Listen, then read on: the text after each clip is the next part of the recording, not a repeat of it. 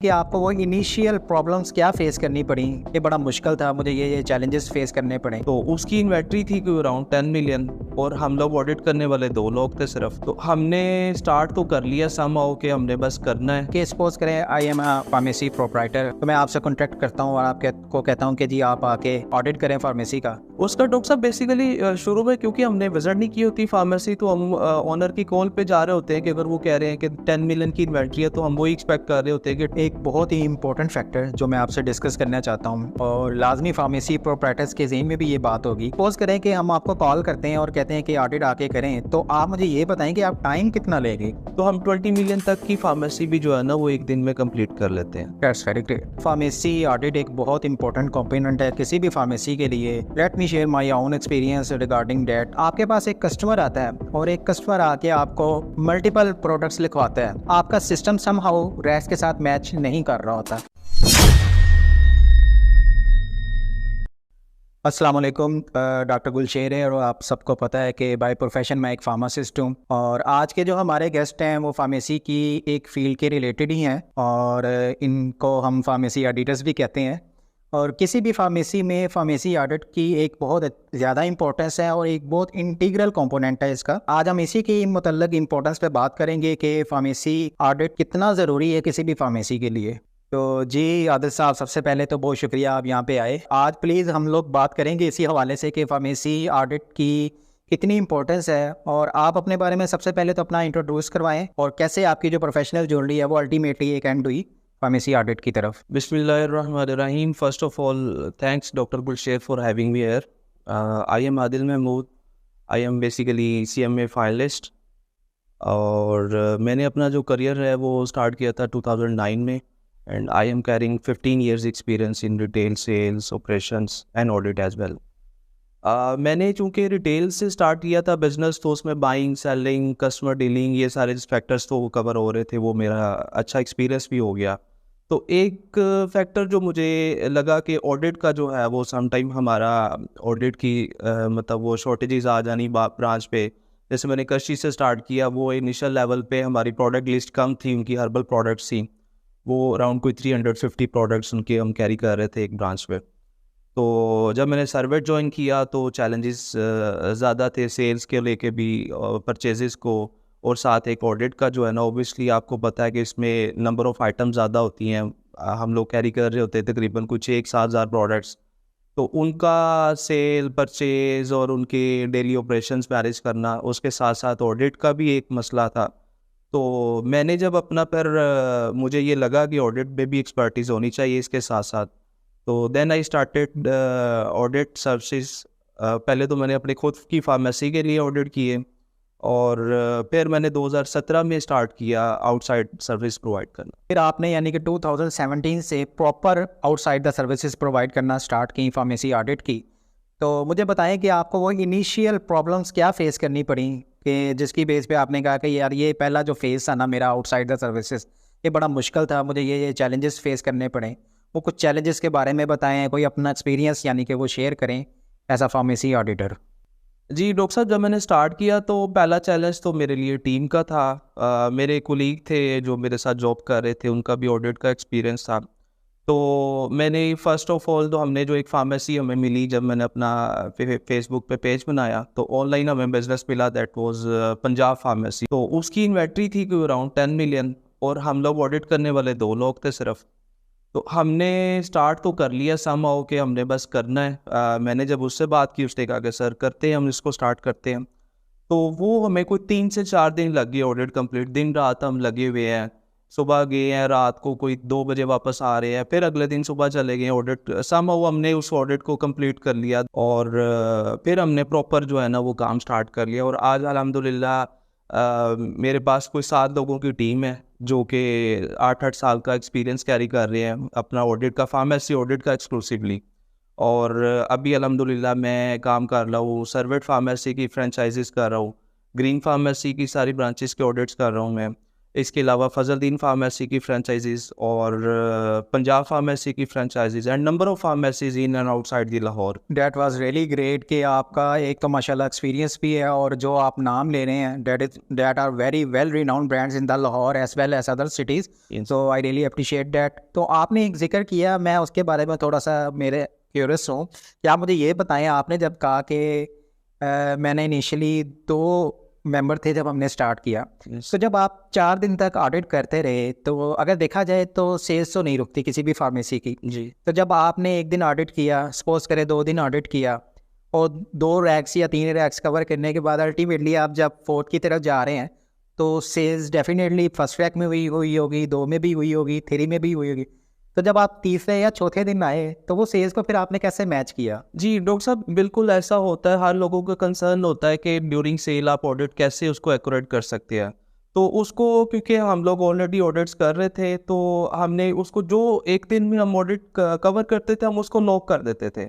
Like हमने अगर कोई 10 कंपनीज का ऑडिट किया है, गेट्स, हिल्टन, सामी वगैरह, कोई मतलब नंबर ऑफ कंपनीज हमने की है, तो उसको उन प्रोडक्ट्स को जो प्रोडक्ट लिस्ट थी सिस्टम में आ रही थी उसको हम लॉक कर देते थे। अगर उनका कोई डिफरेंस आ जाता था तो उसको हम मतलब लॉक कर देते थे कि भी ये 10 टैबलेट्स लेस है XYZ प्रोडक्ट की, वो उसको हम लॉक कर देते थे। ठीक है। उसके बाद अगर उसकी सेल परचेज हो रही है, अब डिफरेंस तो एक्चुअल वही रहना है, अगर कोई नया डिफरेंस उसमें नहीं आ जाता, ठीक है, ऑडिट जो है ना, तो इसको हम इस तरह कवर करते हैं। ये तो आपने जिक्र किया कि आप उसको लॉक कर लेते हैं या आप ऑडिट कर रहे हैं तो उसको किसी ना किसी तरह मैच कर लेते हैं। मुझे ये बताएं कि सपोज करें I am a pharmacy proprietor और मुझे ऑडिट की ज़रूरत है, तो मैं आपसे कॉन्टैक्ट करता हूँ और आपको कहता हूँ कि जी आप आके ऑडिट करें फार्मेसी का। तो आप मुझे ये बताएं, आप किसी भी फार्मेसी प्रोप्राइटर को कैसे डील करेंगे और कौन से क्वेश्चंस होंगे और कैसे अपने वर्कआउट का स्टार्ट करेंगे? जी डॉक्टर साहब, फार्मेसी ऑडिट का जब हमें कॉल आती है तो फर्स्ट ऑफ ऑल हम उनका पूछते हैं कि उनकी लोकेशन क्या है, वो हम अपनी कन्वीनियंस के लिए, और दूसरा उनकी इन्वेंट्री वैल्यू क्या है कि, और तीसरा उनका सॉफ्टवेयर कौन सा वो यूज़ कर रहे हैं। नॉर्मली सॉफ्टवेयर जो यूज़ हो रहे हैं मार्केट में that is Abuzar and candela, 80-90% ये सॉफ्टवेयर यूज़ किए जा रहे हैं। तो हमारे इनिशियल तो यही उनकी क्वेश्चनिंग होती है। देन फिर हम उनका सम टाइम अगर आउट ऑफ लाहौर हो, आउट ऑफ सिटी अगर हमें जाना पड़ता है तो हम उनके शॉर्ट क्लिप्स मंगवा लेते हैं उनके डिस्प्लेस के, ताकि हम उनको मैनेज कर सकें कि कितनी टीम लेके जानी है। इन्वेंट्री वैल्यू से हमें आइडिया हो जाता है कि हम कितने लोग कैरी करें साथ उसमें। इन्वेंट्री वैल्यू कैसे आप डिसाइड करते हैं? सपोज करें एक फार्मेसी में जिसका ऑडिट ही नहीं हुआ और उसमें इतना मिसमैच का भी एक लाजमी फैक्टर इंक्लूड होगा, तो आप अपने एक्सपीरियंस की बेस पे उसको कैसे यानी कि जज करते हैं कि इतनी इन्वेंट्री वैल्यू होगी और इसकी बेस पे हम जाएंगे? उसका डॉक्टर साहब बेसिकली शुरू में क्योंकि हमने विजिट नहीं की होती फार्मेसी, तो हम ऑनर की कॉल पे जा रहे होते हैं कि अगर वो कह रहे हैं कि 10 मिलियन की इन्वेंट्री है तो हम वही एक्सपेक्ट कर रहे होते हैं कि 10 मिलियन है या 9.5 मिलियन एक्चुअल आ जाएगी, 9.9 मिलियन आ जाएगी। शॉर्टेजेस अगर नॉर्मल शॉर्टेज देखी जाए तो पिलफरेज तो कोई थाउजेंड्स में हो सकती है, 50,000 होगी, 60,000 होगी। कोई रेयर केस होता है कि जिसमें बड़ा कोई ब्लंडर लगा। चलें, वो तो आपकी बात ठीक है कि आप कह रहे हैं कि विजिट करने के बाद है, तो क्या आप बाय लुक अंदाज़ा लगाते हैं किसी भी फार्मेसी का या फिर आप सॉफ्टवेयर में जाके वहाँ से उनकी इन्वेंट्री की वैल्यू निकालते हैं? जी डॉक्टर साहब, हम बेसिकली सॉफ्टवेयर से ही उसकी इन्वेंट्री जो है ना फर्स्ट टाइम हम उसको देखते हैं। ठीक है। सॉफ्टवेयर जो बता रहा होता है कि वो कितनी वैल्यू आ रही है, ठीक, उसके ऊपर ही हम रिलाई करके तो फार्मेसी का ऑडिट जो है ना वो फिर स्टार्ट करते ठीक है, आपकी बात बिल्कुल मुनासिब है इस हवाले से कि वही बात, अगर सपोज करें 10 मिलियन की एक इन्वेंट्री है तो 19-20 भी होनी हुई तो कुछ लैक्स का ही डिफरेंस आएगा। इतना कोई डिफरेंस नहीं आएगा हैं। एग्जैक्टली। कि आपके भी बिजनेस को वो इम्पेक्ट करे, आपकी भी मेहनत को वो किसी न किसी तरह मुतासर करे। एक बहुत ही इंपॉर्टेंट फैक्टर जो मैं आपसे डिस्कस करना चाहता हूँ और लाजमी फार्मेसी प्रोप्राइटर्स के ज़हन में भी ये बात होगी कि सपोज़ करें कि हम आपको कॉल करते हैं और कहते हैं कि ऑडिट आके करें, तो आप मुझे ये बताएं कि आप टाइम कितना लेंगे, कितनी ड्यूरेशन में आप उस पूरे फार्मेसी के ऑडिट को कवर कर लेंगे?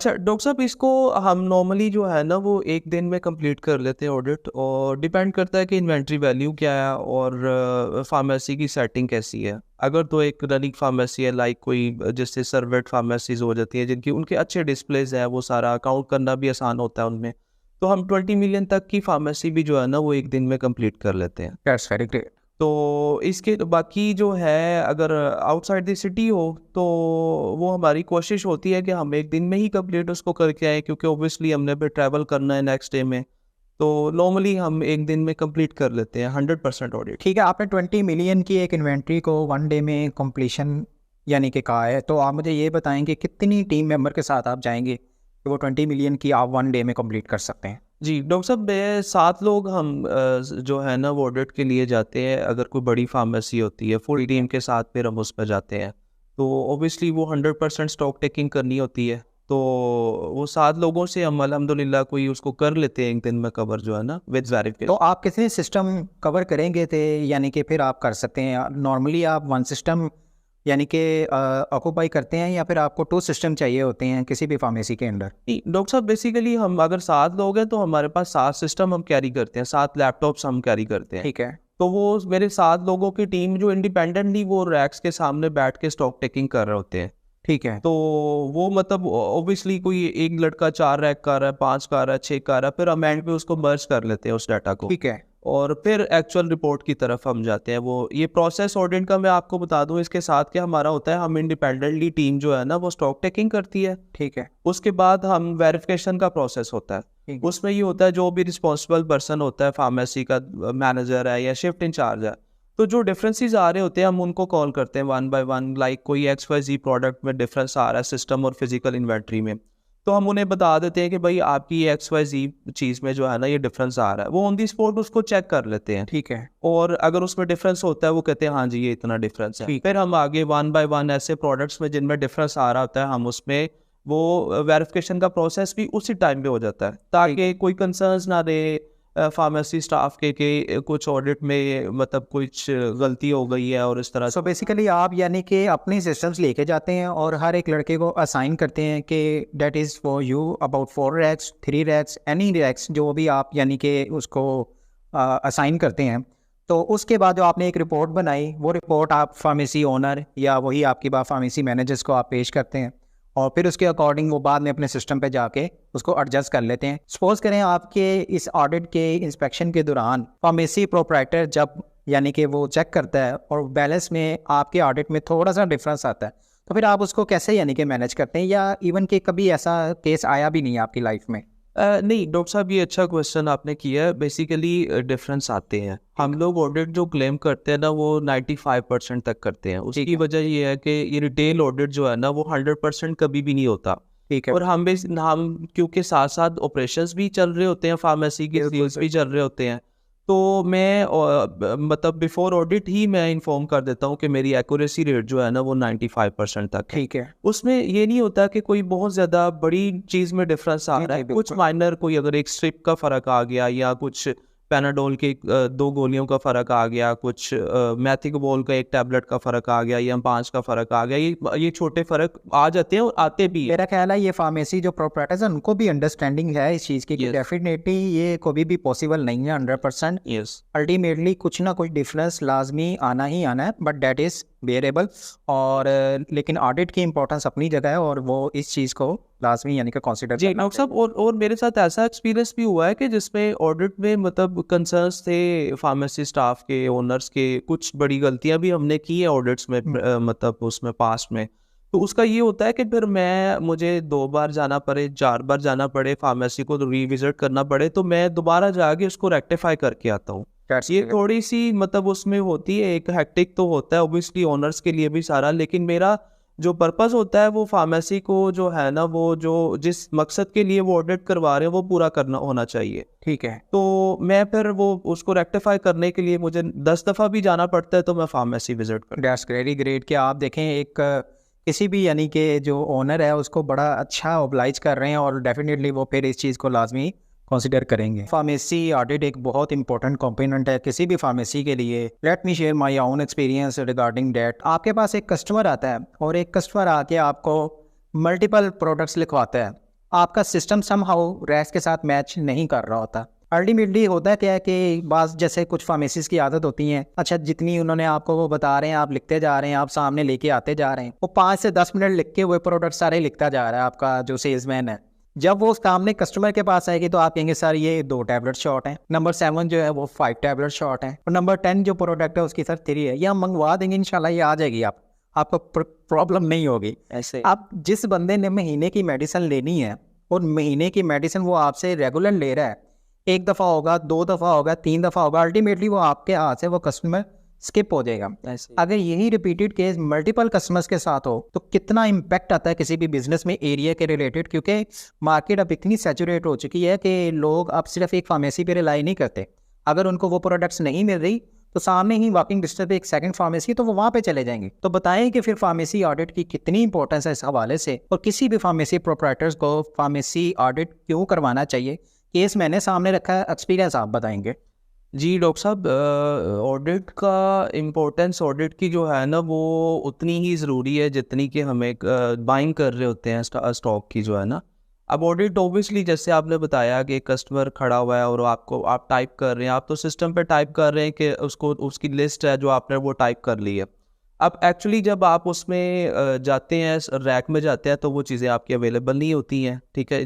ये पिलफरेज हुई होती है सारी आपकी फार्मेसी की, और वो एम्बेरसमेंट होती है कस्टमर के सामने। बिल्कुल ठीक है, एक तो ये फैक्टर है कि आपका ये फाइनेंशियल लॉस है बेसिकली, कि आपके सिस्टम में तो वो स्टॉक आ रहा है लेकिन फिजिकली वो नहीं पड़ा हुआ। जी। ठीक है, एक आपका कस्टमर लॉस हो गया, मैं उसके साथ साथ आपका फाइनेंशियल लॉस ऑलरेडी हो चुका हो। एग्जैक्टली ठीक है, एग्जैक्टली। और दूसरा ऑडिट क्यों ज़रूरी है? ऑडिट इस वजह से भी ज़रूरी है कि आप अपनी इन्वेंट्री का आपको एग्जैक्ट आइडिया रहे कि मैं आप सिस्टम पे ऊपर अप्लाई कर रहे हैं, हम ऑब्वियसली हम वन बाय वन चीज़ तो नहीं चेक कर सकते। जी जी बिल्कुल। तो जब आप रिपीटेडली ऑडिट करवा रहे होते हैं तो आपको पता होता है कि अगर मेरे सिस्टम में 6 मिलियन की इन्वेंट्री आ रही है तो वो 6 मिलियन मैं कैरी कर रहा हूँ फिजिकली भी। जी जी बिल्कुल। ठीक है, और उसमें ये स्टाफ के लिए भी ऑडिट, अगर आप वो रिपीटेडली ऑडिट कर रहे हैं, अपने रैंडम्स कर रहे हैं, तो उसमें ये होता है कि उनको फायदा होता है। अगर उन्होंने परचेज ऑर्डर बनाना है, जी आप ऑब्वियसली वो सिस्टम से बनाएंगे परचेज ऑर्डर। बिल्कुल बिल्कुल। तो आप सिस्टम में अगर एक XYZ प्रोडक्ट है वो ज्यादा आ रही है और एक्चुअली नहीं पड़ी हुई, तो उसको स्किप कर देंगे। बिल्कुल तो एग्जैक्टली। वो परचेज ऑर्डर बनाने के लिए भी मतलब स्टार्ट आपका बाइंग से हो रहा है, तो अगर आपकी बाइंग ही नहीं हो रही तो वो आपकी सेल कैसे होगी? एग्जैक्टली। तो ये एक फैक्टर है। फिर दूसरा, आप हम ड्यूरिंग सेल, मतलब अगर जब रश लग जाता है फार्मेसी में, नॉर्मली ऐसे होता है, तो वो जो है ना वो नेग्लिजेंसीज हो जाती हैं कि हम इंटरचेंजेस कर देते हैं। फार्मेसी में एक टर्म यूज़ होती है इंटरचेंज की, कि हम दी प्रोडक्ट हमने 500 mg की है और हमने बिल जो है ना वो 250 mg का कर दिया। जी, तो उसको भी आप मतलब अगर आपका ऑडिट हो रहा है तो आप उसको साथ साथ कवर कर सकते हैं। ठीक है। तो मल्टीपल इसके बेनिफिट्स हैं। आप ऑडिट ज़्यादा तो यही है कि आपको फाइनेंशियल लॉस से बचा जाए और कस्टमर आपका लॉस ना हो। तो मुझे ये बताएं कि जो ऑडिट है वो कितनी देर बाद होना चाहिए आइडियली? एक्सटर्नल ऑडिट जो है ना वो आफ्टर 3 मंथ्स मैं समझता हूँ कि उसका होना आफ्टर 3 मंथ्स। यस, एक डिटेल्ड ऑडिट जिसमें आपकी 100% इन्वेंट्री टेक की जाए और आपको एक्चुअल पोजीशन आपके सामने इसमें आए। ये आपकी रिकमेंडेशन है आपके एक्सपीरियंस की बेस पे? Yes. अच्छा, मैं अब ये भी यानी कि जिक्र करता चलूँ कि काफ़ी लोग ये भी सोचते हैं कि ji why we should hire external auditors when we have own staff. तो मेरा ख्याल है इस चीज़ की भी इम्पोर्टेंस पे हमें बात करनी चाहिए। अच्छा डॉक्टर साहब, फार्मेसी स्टाफ के क्योंकि उसने डेली ऑपरेशंस मैनेज करने होते हैं, फार्मेसी की सेल्स को देखना है, बाइंग को देखना है। अब ओबियसली एक कस्टमर आगे खड़ा हुआ है तो वो ऑडिट को जो है ना वो ज़्यादा नई इंपॉर्टेंस देगा, वो कस्टमर डील करना, और ऐसा होना भी चाहिए। वो कस्टमर को डील करेगा ओवर द काउंटर, कस्टमर खड़ा हुआ है, तो इस वजह से उनके ऊपर मतलब वो 100% ऑडिट किसी हद तक वो कर तो सकते हैं, लेकिन 100% वो फार्मेसी को रन करते हुए वो ऑडिट नहीं कर सकते। बिल्कुल। ठीक है, तो इस वजह से मतलब एक्सटर्नल ऑडिटर हायर किया जाता है कि वो एक थॉरो ऑडिट हो जाए, आपका 100% जो है ना वो इन्वेंट्री कवर हो जाए। मैं सजेस्ट करता हूँ कि हर एक फार्मेसी जो भी बिजनेस रन कर रहा है वो 3 से 6 माह बाद एक एक्सटर्नल ऑडिट होना चाहिए, ताकि आपको एक्चुअल फार्मेसी की पोजीशन पता चल सके कि आपके पास एक्चुअल स्टॉक क्या अवेलेबल पड़ा हुआ फिजिकल। तो 3 to 6 मंथ्स जो है ना वो नॉर्मली एक एक्सटर्नल ऑडिट जो है ना वो हो जाना चाहिए। ले जी, तो ये थे आदिल साहब जो कि फार्मेसी ऑडिटर हैं और इनका माशाल्लाह एक्सपीरियंस भी है, और आपने इनकी एक्सप्लेनेटरी टॉक से भी अंदाज़ा लगाया होगा कि वो जो बात कर रहे हैं उनकी बातों में दम भी है। और इस एक्सपीरियंस को देखते हुए मैं डेफिनेटली रिकमेंड करूँगा फार्मेसी ओनर्स को, जो फार्मासिस्ट हैं, जो फार्मेसी यानी कि रन कर रहे हैं, कि वो एक्सटर्नल ऑडिटर्स की तरफ लाजमी यानी कि आएँ और अपनी फार्मेसी का प्रॉपर ऑडिट करवाएँ, ताकि जो आपका फिजिकल स्टॉक है सिस्टम के स्टॉक से मैच रहे और आपके कस्टमर के सामने आपको एम्बेरसिंग फील ना करना पड़े, आपका लॉस ना हो। वही उनकी जो बड़ी एक बात थी वो बहुत अच्छी थी कि आप सिस्टम में देखते हुए परचेजिंग अक्सर करेंगे, तो जब परचेज ऑर्डर बनाएंगे तो वो स्किपिंग होती जाएगी और अल्टीमेटली कोई कस्टमर रिपीटेड उसका आ रहा होगा तो वो भी आपका लॉस हो जाएगा। तो thank you very much for watching us, और मिलते हैं इंशाल्लाह नेक्स्ट वीडियो में। अल्लाह हाफिज़।